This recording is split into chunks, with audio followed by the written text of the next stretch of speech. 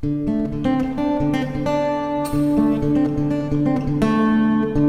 up guys, it's Malloy Gunter from GunterOutdoors.com. Just wanted to preview a product for you today. This is the Wildlife Innovations 225 game feeder. So I just wanted to go over a couple of pros and cons over on the feeder.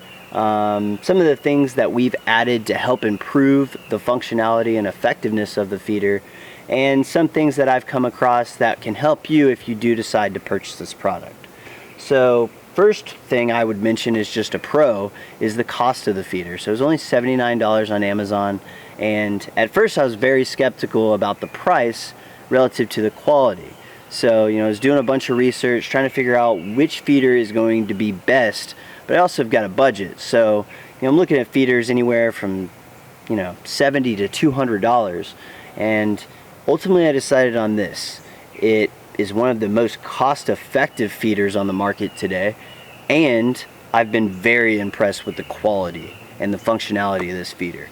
We'll show you later in the video, but when it is operating, it will sling corn or feed up to 30 feet in 360-degree directions, so that's very effective for the money. So that's definitely a pro, is the cost. That's exceptional.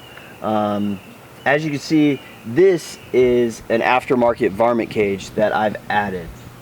And I've added a couple other things to this to ensure that there's no way that a squirrel or a raccoon can affect the motor on this feeder. And that's the most important part of the feeder, is the motor, because it controls it spitting out the feed, and if a squirrel does perhaps get in there, it's going to mess it up. So anyway, added some chicken wire, just a combination of fence post wire here that's holding it up to the actual base of the feeder, and then you've got it trickling down into the cage with a little hinge door so I can access the screen, set my feed times, and all that good stuff. So this is just a preventative measure, like I said, just to prevent any squirrel or raccoon from affecting it. I think you could probably find, I think there was another Wildlife Innovations product that actually comes with this, but it's going to be a little bit more money. So just keep that in mind. I saved myself about 60-70 bucks by just doing this myself, and the basket was 10 bucks, and then everything else I had laying around the house. So just saved myself some money.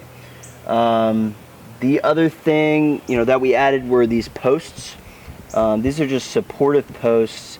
It in no way is a reflection of the support that the actual feeder provides, but these are just a preventative measure because we have hogs on our property, and if you have a 200-pound hog comes in, slams into this thing, it could potentially fall over. Now, we checked the stability of this feeder without these posts before we installed them, and I really don't even think that's possible, because once this thing's loaded down with corn, it is very sturdy. Now maybe when it gets on the lighter end and you've got only maybe 40-50 pounds of corn, then a hog probably could push it over. So we added that. Also, you have these set screws right here, which are located on the base and also on the middle, but it didn't have any type of support in terms of connecting the rods that go from the base of the feeder to the ground, and they would just slide out. It just felt cheap and unsecure, so I was a little worried about that. So I added these set screws, like I said, at the base here and then on the middle.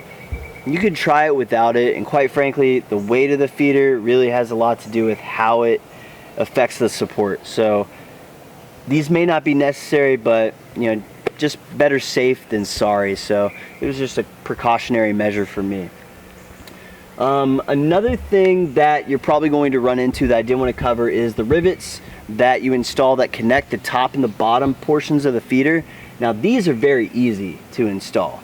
You just take a hammer it down, boom, it slides through, and the rivet pops open and it prevents it from popping back out. So that's really easy. But once you get to the hinge portion, that can be very difficult. So for whatever reason, they didn't make them long enough, and it took me forever to get those rivets in the actual hinge portion. You have to use a chisel. It's just very time consuming, and it was just a pain. So I've actually got another feeder on this farm on our property that we ended up not even using those, and we just used a portion of screws with a washer and a nut to hold it down, just because I mean it's really not an effective way. As far as your time, it's just going to take a lot of time. It took me a lot of time. If you have any tips on installing it faster, definitely let me know. But we're going to go ahead and do a test for you, show you how this thing operates. It does have 4 different feed times for you, so you can set it to your personal preference. It's tremendous, really. You know, it runs off a 6-volt battery, and that'll run you anywhere from like 10 to 25 bucks depending on the quality of the battery. But you can adjust, like I said, your times 4 different times. But we're going to go ahead and do a functional test for you so you can see how good this product is. Thank you. Alright guys, this is a functional test for the Wildlife Innovations 225 feeder.